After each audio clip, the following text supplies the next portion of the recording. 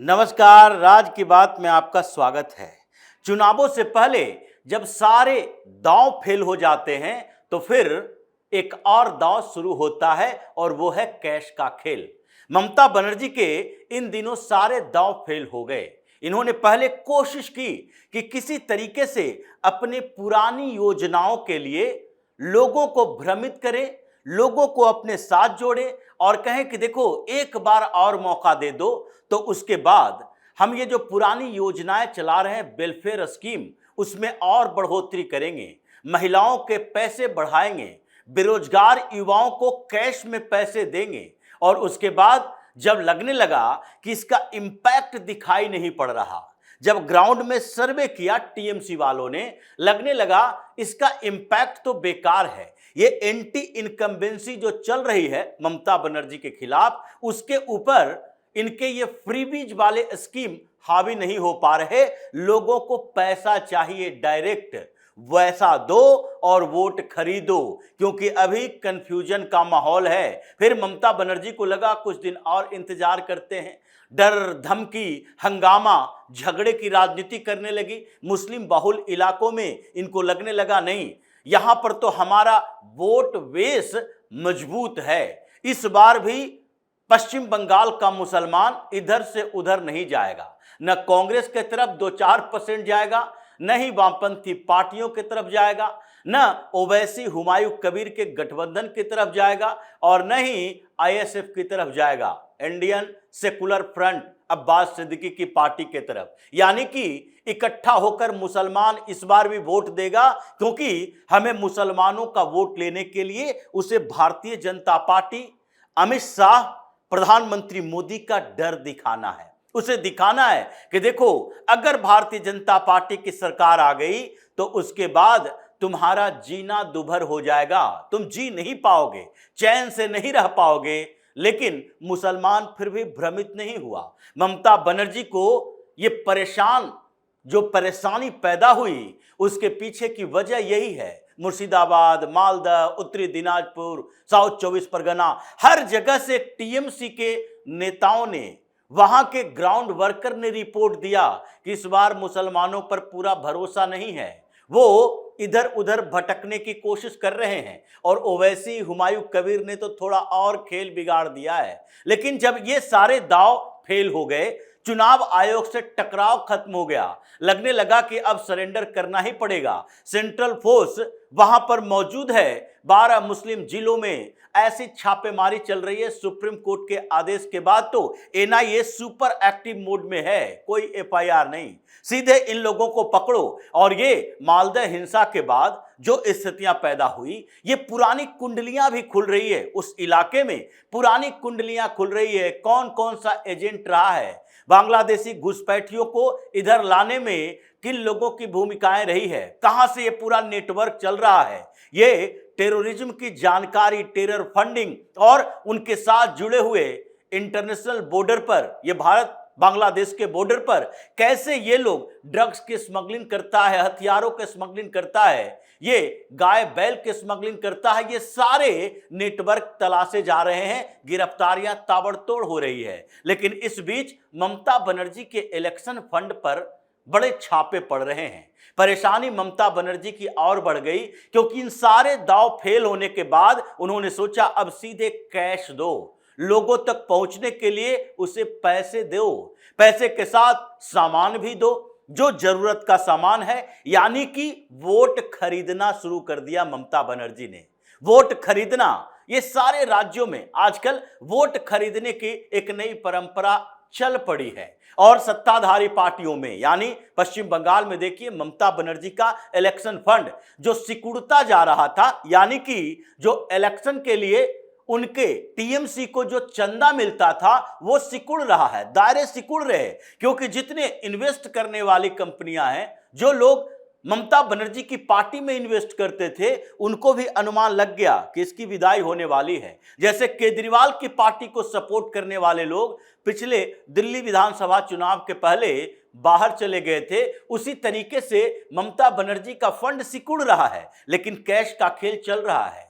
इस बीच उन्होंने कैश बांटने के लिए अलग अलग इलाकों में मोर्चेबंदी की। लोगों को लगाया और फिर पैसे बांटे जा रहे थे, पैसे के साथ साथ सामान बांटे जा रहे थे, घर घर तक पहुंचाया जा रहा है, कुकिंग गैस पहुंचाया जा रहा है, साथ ही ये कपड़े, कुकिंग इंटेंसिल्स, उसके बाद सामान, धातु, सोना, चांदी, ऐसे सारे सामान पहुंचाए जा रहे थे। नेटवर्क चल रहा था, लेकिन बैरिकेडिंग तो इस बार अलग तरीके की है और इसलिए चुनाव आयोग, सेंट्रल फोर्सेस और कुछ ये फ्लाइंग स्क्वाड, इन लोगों ने इस पूरे नेटवर्क को तोड़ा और 319 करोड़, ममता बनर्जी का 319 करोड़ जब्त हुआ है। ये 5 राज्यों में जहां चुनाव हो रहे हैं, चाहे तमिलनाडु में हो, केरल में हो, असम में हो, पुडुचेरी में हो या फिर पश्चिम बंगाल में, इन सारे जगहों पर चुनाव जहां जहां हो रहे हैं, सारे जगहों पर छापेमारी हुई। लेकिन देखिए, ये 50% यानी 665 करोड़ रुपए जो पकड़े गए हैं, उसमें 50% के करीब पश्चिम बंगाल से हैं। 319 करोड़ रुपए ये टीएमसी के पकड़ लिए गए, क्योंकि यही ममता बनर्जी है जो कहती है कि देखो, ये चुनाव आयोग भारतीय जनता पार्टी के इशारे पर काम कर रही है, ये सेंट्रल फोर्स, ये सीआरपीएफ वाले आपको मारने पीटने के लिए आए, क्योंकि ये केंद्र से भेजे गए हैं, अमित शाह का ये सेंट्रल फोर्स है। इसलिए जब ये सारे एजेंसियां जब भारतीय जनता पार्टी के लिए काम कर रही है ममता बनर्जी के अनुसार, तो फिर भारतीय जनता पार्टी के लोगों का पैसा नहीं है, ये टीएमसी का ही पैसा है, जो ममता बनर्जी मानती है कि उन्होंने जिस तरीके से नेटवर्क बनाया, पुलिस वाले पकड़े जा रहे हैं इस पूरे नेटवर्क में, तो ये सारे ये पैसे पकड़े जा रहे हैं ममता बनर्जी के हैं। लेकिन ममता इस बीच साइलेंट मोड में है, वो ऐसी स्थिति में है कि इसको लेकर सवाल खड़ा नहीं कर सकती,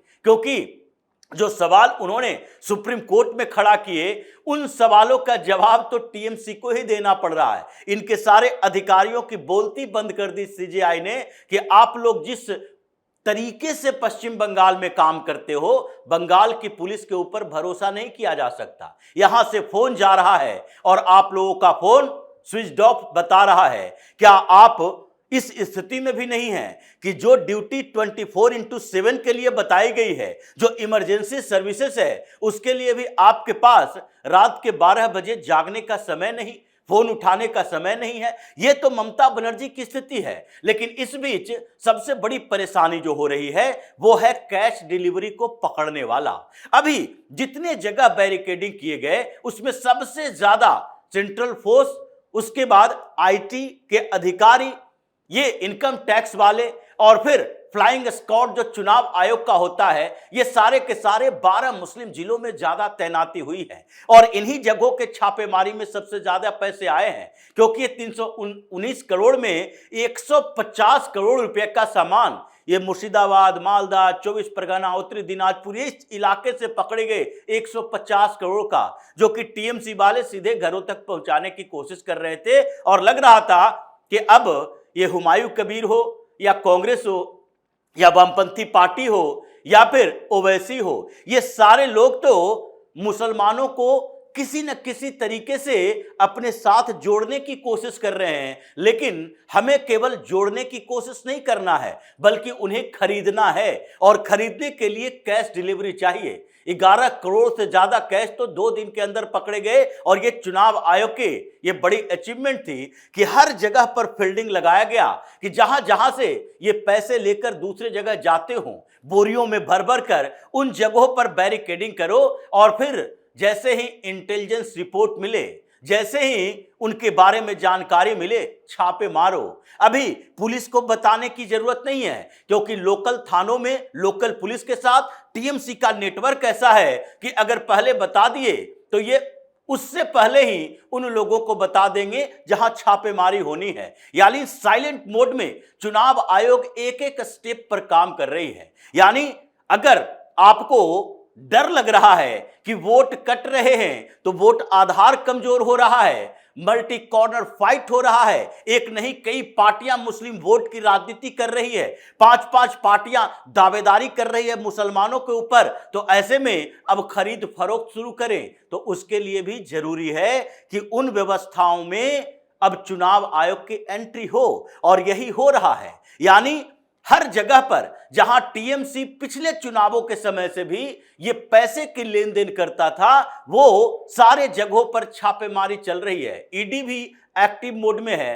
प्रतीक जैन कभी भी गिरफ्तार किया जा सकता है, जो पिछले कुछ दिनों से छापेमारी हुई। यानी ममता बनर्जी की जो स्थिति हो गई है, वो बौखलाहट, छटपटाहट के अलावा कुछ कर नहीं सकती। हर प्रचार के दौरान केवल वो भद्दी भद्दी गालियां दे सकती है, वो ज्यादा से ज्यादा आरोप लगा सकती है, वो मुसलमानों की पैरवी कर सकती है और ये कह सकती है कि नहीं नहीं, जो स्थिति अभी बदली है उसमें केवल अल्पसंख्यक जिलों में परेशानियां पैदा की जा रही है। ये ममता बनर्जी बोल रही है कि अभी एसआईआर में वोटर लिस्ट से जो नाम कटे हैं उसमें से ज्यादातर नाम उन जिलों में कटे हैं जहां मुसलमानों की जनसंख्या ज्यादा है। तो सबसे ज्यादा फर्जीवाड़ा उन्हीं जिलों में हुए, वही कटेगा। मुर्शिदाबाद में सबसे ज्यादा फर्जीवाड़ा हुए हैं, तो पहले लिस्ट में 11 लाख वोट कटे और दूसरे जो अभी सुनवाई चल रही थी, जुडिशियल ऑफिसर जिसके सुनवाई कर रहे थे, उसमें 4.5 लाख वोट कट गए। यानी 15 लाख वोट उस जिले में चले गए,